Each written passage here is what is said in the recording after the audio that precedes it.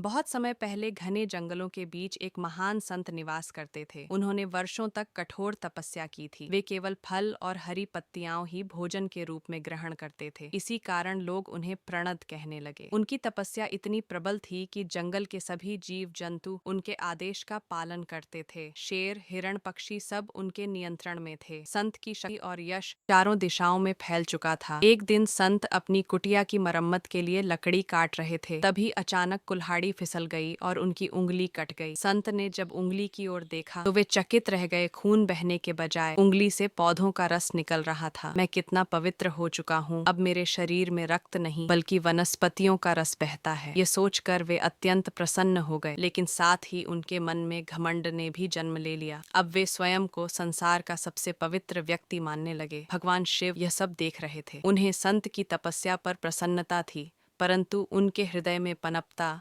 अहंकार उन्हें खटक गया।